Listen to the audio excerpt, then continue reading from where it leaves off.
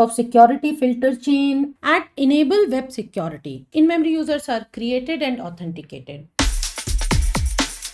Hello everyone, a very warm welcome to Think Constructive. I am Isha. In this session, I will be discussing how to secure your Spring Boot application with the help of a Spring Security.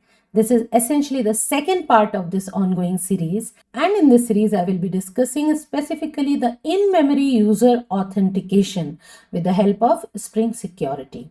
Alright, one more thing I would like to mention that here I will be talking the mechanisms and techniques to implement in-memory user authentication for Spring Security with the help of security filter chain, in-memory user details service chain and all that.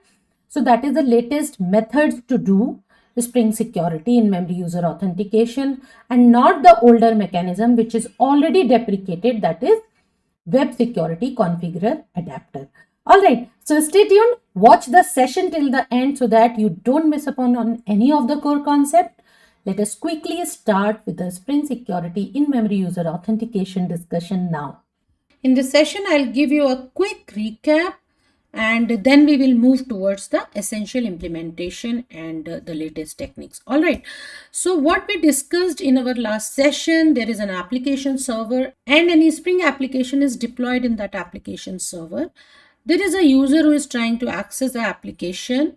Any kind of user currently are allowed to access the application because there is nobody to secure the application. In order to secure the application, what we have done, we have applied Spring Security here essentially in the form of filters because internally the Spring architecture has so many filters in order to secure your application. What filter does, it intercepts any request which comes to the application or essentially are trying to access the application, authenticate, authorize or whatever is needed in order to secure the application, and then only if every check is passed, then only that user is allowed to access the application. Otherwise the request will be rejected and the user will get the error response back. So in this scenario, you can see the red users we are considering as attackers or someone who is, trying to do some wrong stuffs with the application or access the data which they are not supposed to do. So these red users will always get the error message from the Spring application because of the Spring Security filters which are intercepting all these requests.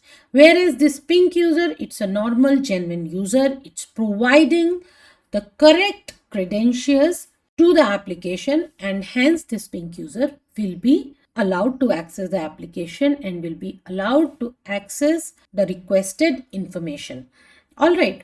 So what this will do for authentication, the Spring application will be asking for the username and password from these users. And once those usernames and passwords are verified by Spring Security, these users are allowed or not allowed, depending on the case, to access the application. All right, and accordingly, they will get the response back. Fine. So in our last session, what we have done, we built Spring Boot application from the scratch. Therein we applied Spring Security and we have seen the default behavior of Spring Security. All right. Now let's talk about some of the important points before starting the demonstration. So first important annotation we should know for this demonstration is at enable web security. This annotation is used to enable Spring Security's web security support and provide the Spring MVC integration.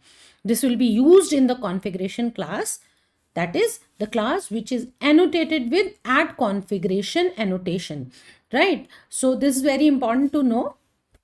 So two things, enable web security annotation will be using where the class which is a configuration class. All right, because the bean configuration and all those related stuffs will go there. Another important thing, security filter chain bean will be used and this will define which URL path should be secured and which should not. So not necessarily user wants to secure all the URLs. Probably there are certain URLs which are serving just static pages or some static images or CSS. So those kind of URL paths are not necessarily need to be secured, right? But rather the URLs which are serving, accepting, or providing some data or those kind of stuffs has to be secured. So those kind of differentiation can be done in security filter chain bean. All right. Next important thing which we should know is in-memory user details manager.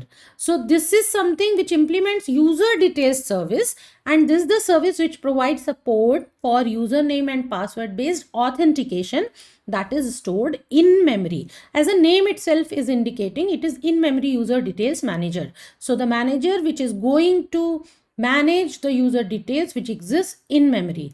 All right. And another important thing, user details, that is based on the authentication that is used by Spring Security. So when the Spring Security is configured to accept username or password for authentication, then this user details based authentication will come into picture.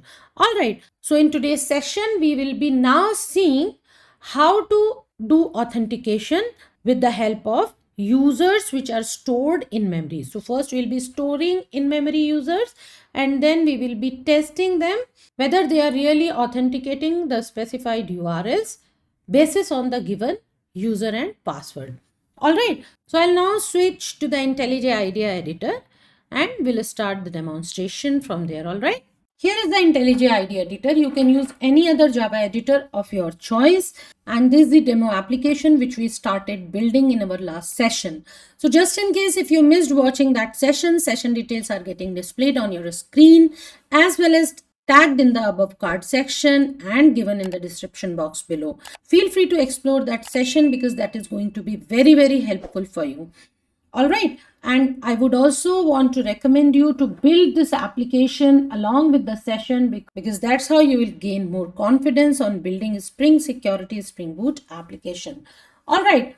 So I'll just quickly give you a recap of this application. So this is the trigger point, your Spring Boot application, normal, right? Another file what we have added is demo controller. In this demo controller, we have given request mapping as /demo and we have exposed a get URL. So get mapping, a get demo method is written and it's simply returning Spring Security test demo successful. Fine. Looks okay, right? I'll show you the pom.xml. In this pom.xml, you can notice the dependency here. Dependency is a Spring Boot starter security dependency. And also what we have done, we have included test user and test API in application.properties. Fine. So what we'll do for this session, we are going to do in-memory user authentication. So we will not be using this application.properties user. So I'm going to remove it. Fair enough. So my application.properties file is empty for now. In demo controller, we have exposed one URL.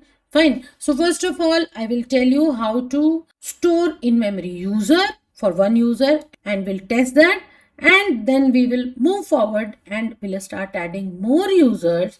We will start adding more URLs and we will see if I want to secure some of the URLs and leave some. So how to do all that permutation combination. All right. So for doing that, I will add a new Java class and let's say I would name it as Spring Security Authentication. Okay. And in this class, I want to enable web security. So for doing that, I must annotate this class as @configuration. All right. And then I should be able to put enable web security annotation here. And this annotation is very, very important in order to enable Spring Web Security. All right. Now inside this class, I will create a bean. In earlier versions of Spring Security, we used to extend web configurer adapter here. I'll just show you if I would extend web security configurer adapter. See the first one, you can notice this is now deprecated. All right.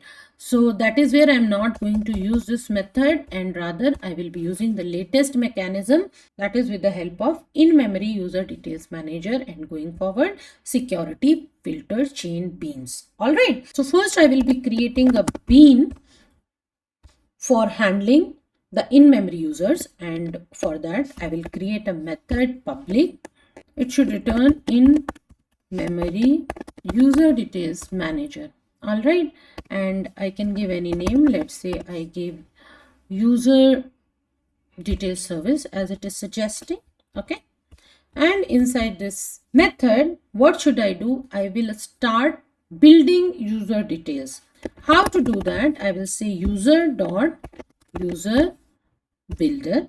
Okay, I can give any variable name. Let's say I'm saying users is equal to user dot, first of all I should give a password encoder. So for the demonstration purposes I'll proceed with default password encoder. All right, what I have done, I'm building users right now. Okay, next step, I should start adding users detail. Okay, so how to do that? I will call user details. Okay, instantiate this. Let's say this user 1. Okay, and I will say users dot username. Okay, any username whichever you would like you can give here. So you can say test user 1. Okay, let me just shift it to next line. It will increase the readability. Okay, and now I've given username. Next step, I should give password to the user. Okay, so whichever password you want to give, let's say I'm giving password 1. Okay, then it is mandatory to specify roles, although I'll be talking a little later about roles and their detailing. But for now, let's say I want to add roles as say user. Okay, and then what will I do? I will say build. So user 1 details are built and stored in users. Okay, what should I do? I should be able to return this. So what will I do? I will say new in memory user details manager. Inside this I will pass this user 1. All right, what I have done, I have created a bean which is essentially creating one user and storing it in memory. Okay, so now let's go ahead, bring up the application and test it.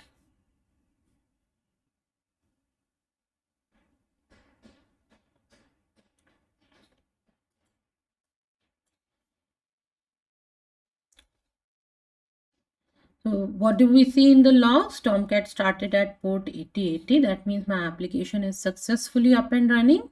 Okay, and in the log up, we don't see any auto-generated password, right? Like we were seeing earlier. Let me open the browser window.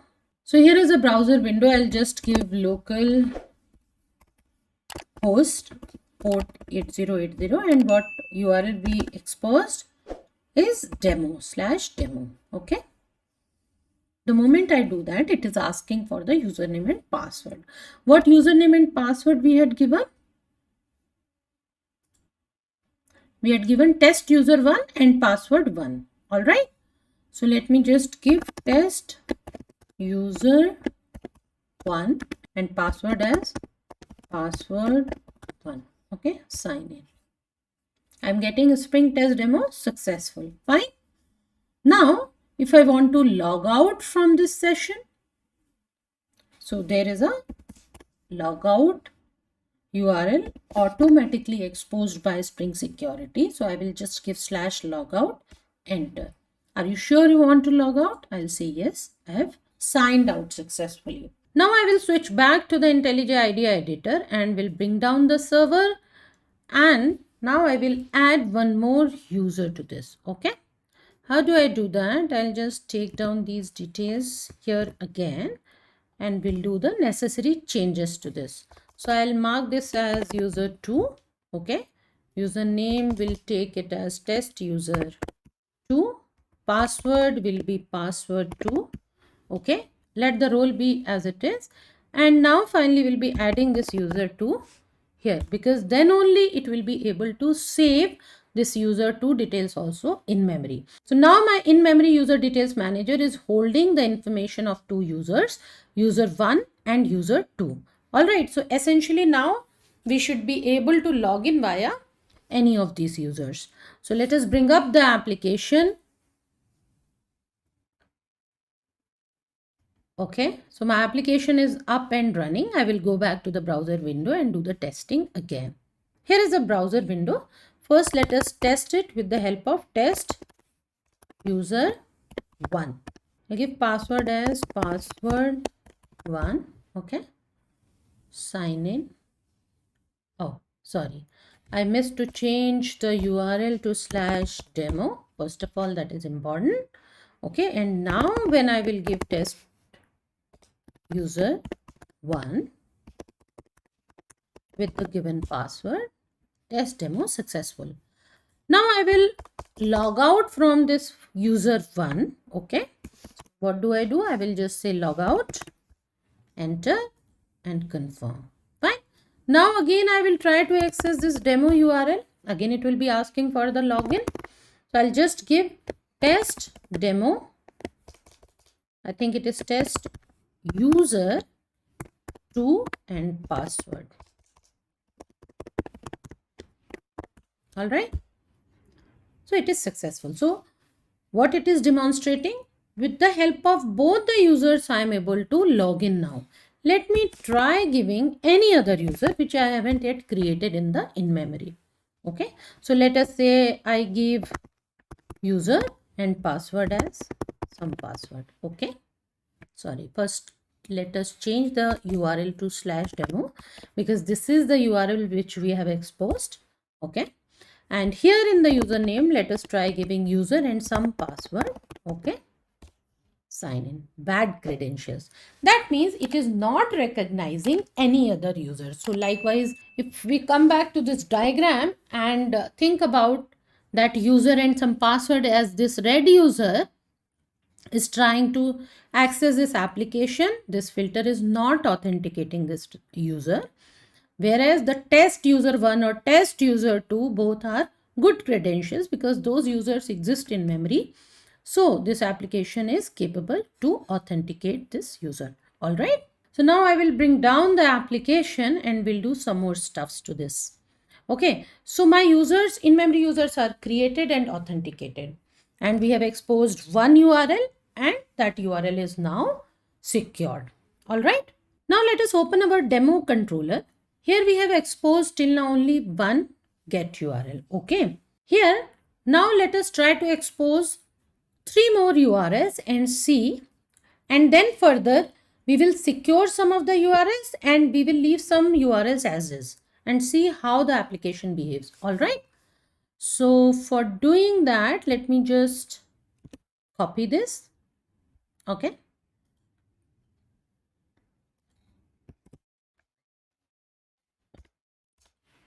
Since we are adding 3 more URLs, let me just paste and do the necessary changes. So I will say get demo 1 and in the get mapping, I will give further, I will say, let's say 1. Okay. Then get demo 2 and here in the get mapping, we'll say 2. Similarly, I'll mark it as get demo 3 and in the get mapping, let us make it as 3. All right.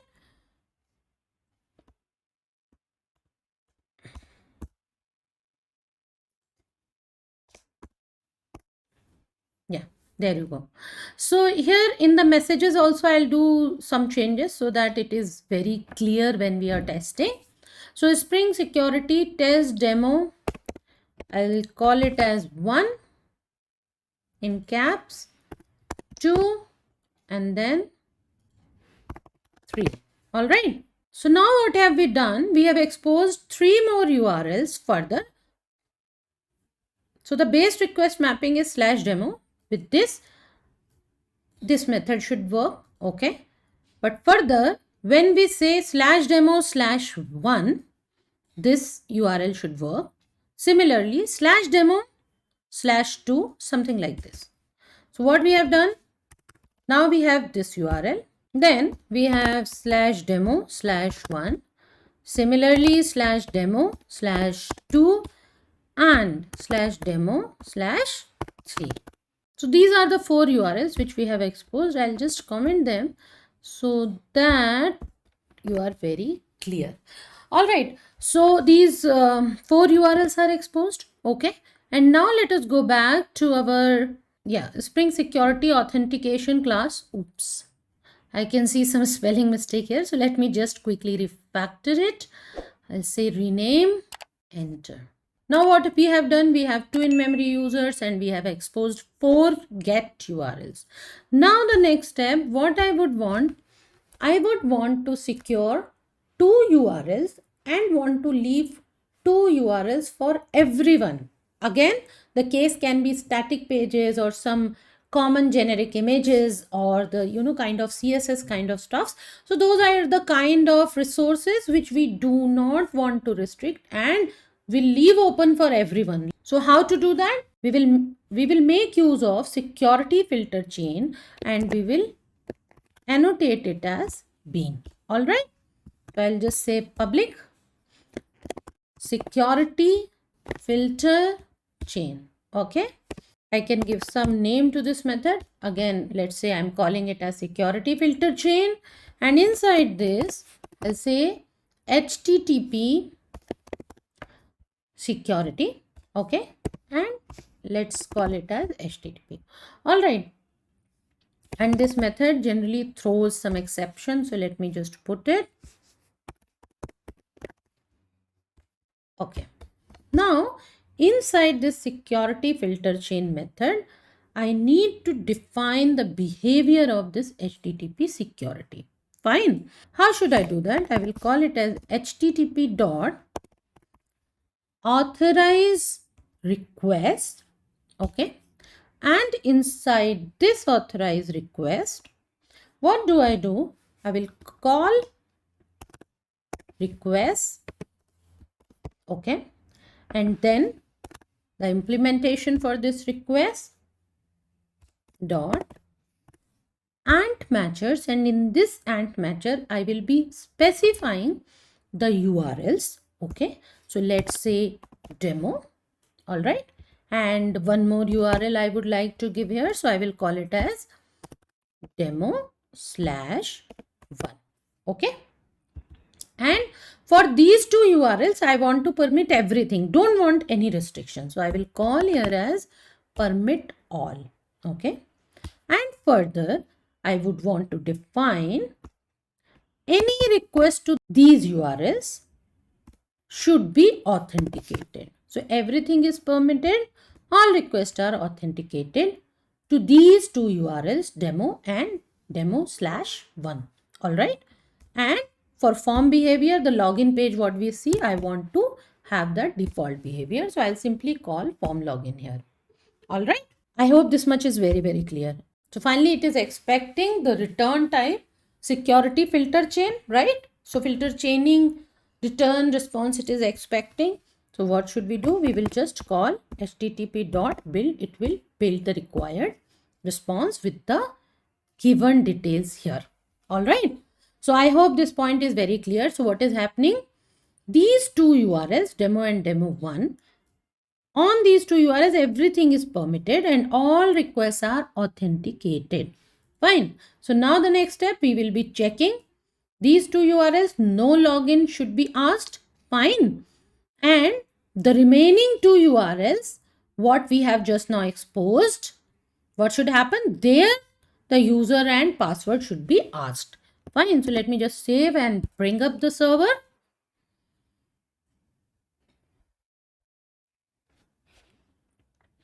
So server is up and running. Let us go back to the browser and check how it behaves now. So first of all, I'll just give demo URL here.